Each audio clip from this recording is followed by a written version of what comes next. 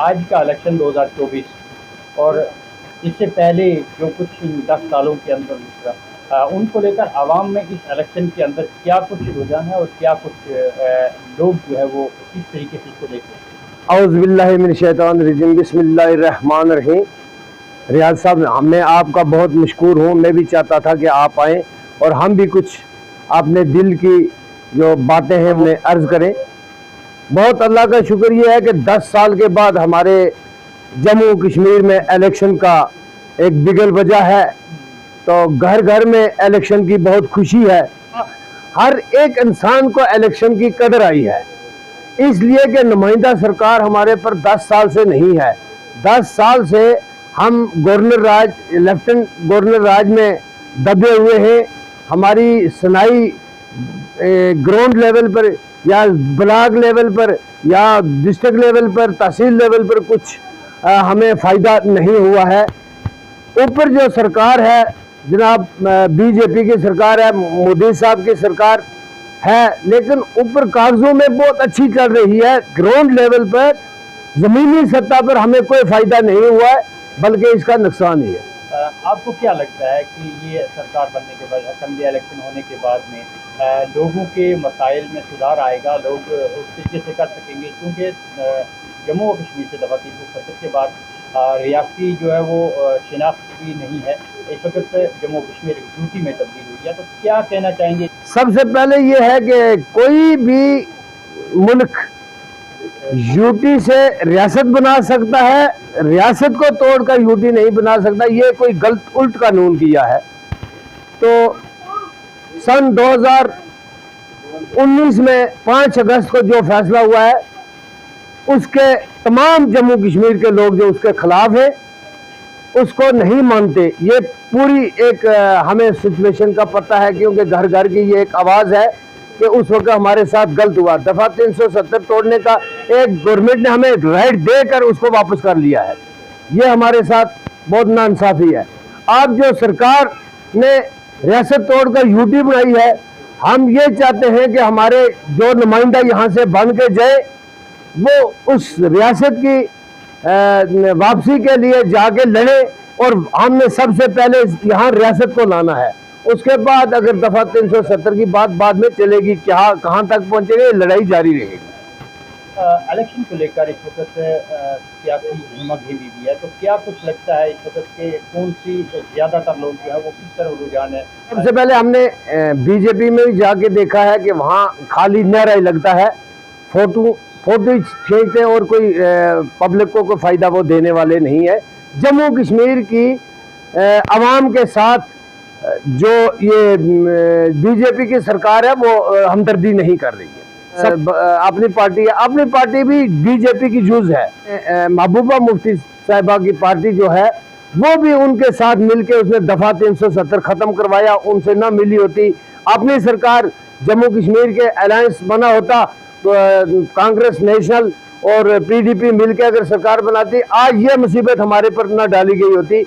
दफ़ा 370 टूट गया, रियासत की बदहाली हो गई। हम इससे चाहते हैं कि मैं सबसे पहले अवाम को ये कहता हूँ कि अपनी चॉइस का नुमाइंदा ऐसा चुने जो हमारे दफ़ा 370 के लिए लड़े, जो रियासत की वापसी के लिए लड़े, जो अवाम के अमंगों के बराबर वो खरा उतरे। उनमें जो है वो हमारा यहाँ से नुमाइंदा जीत कर गया लारवी साहब, तो लेकिन आज तक उन्होंने भी खिताई पंजाब का दौरा नहीं किया। लोग इसको किस तनाज़ुर में देखते हैं और आइंदा क्या कुछ रहेगा? ये जहाँ तक पार्लिमानी इलेक्शन का तल्लक था, उसमें पुंछ राजौरी अनंतनाग सीट में नेशनल कॉन्फ्रेंस का मियां अल्ताफ साहब थे।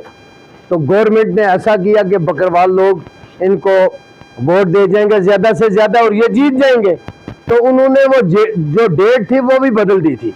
लेकिन मैं मुबारक देता हूँ उन गुज्जर बकरवाल भाइयों को जो डोकों से वापस आ गए। मियां साहब को उन्होंने वोट इस्तेमाल किया और उनको जिताया, वो पार्लियामेंट में गए और हमारी नुमाइंदगी इस वक्त कर रहे हैं। बाकी रहा इस वक्त जो इलेक्शन का बिगल बजा है, ये भी टाइम पर नहीं है। हम ये चाहते थे कि ये नवंबर दिसंबर में होता तो हमारे गुज्जर बकरवाल पहाड़ी जो भी है ना, ट्राइबल लोग जो ग्रेस में गए हैं, कश्मीर की वादी में है, ऊंची पहाड़ियों पर है, वो पूरा अपना वोट का हक इस्तेमाल करते हैं। अब भी एक है, ऐसा ना हो कि ये लोग पहाड़ियों पर रहे, गवर्नमेंट की जो चाल है कि उनकी गवर्नमेंट की मर्जी के मुताबिक वो एमएलए जीते, नहीं दिया।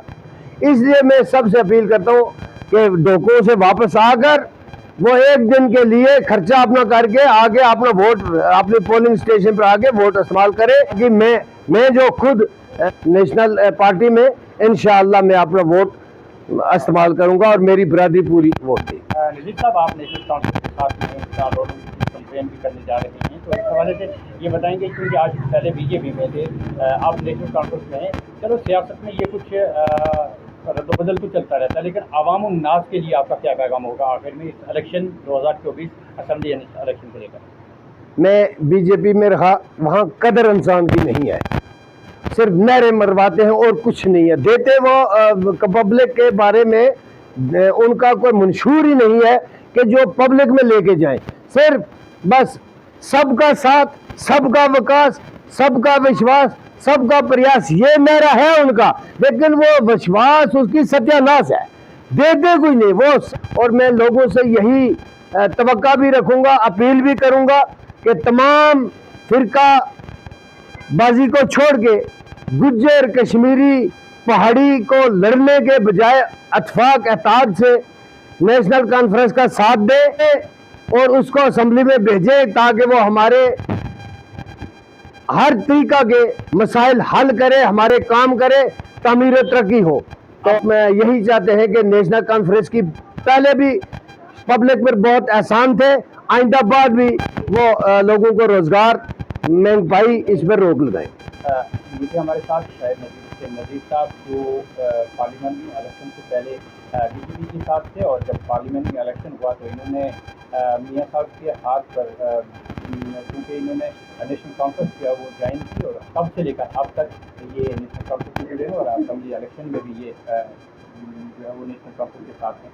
लोगों को इनका यही पैगाम है कि आम लोग जो पहाड़ियों पर हैं, चाहे वो गुज्जर तबका से हों, चाहे बकरवाल तबका से हों, चाहे पहाड़ी तबका से हों, जो भी ट्राइबल में आते हैं, वो लोग वक्त पर आएँ और 25 तारीख को अपना वोट का इस्तेमाल करें ताकि जम्मू कश्मीर को इस नाजुक दौर से निकालने के लिए लोगों का वोट जो है वो कारगर साबित हो सके। इसी के साथ मुझे दीजिए इजाज़त। खुदा हाफ़िज़।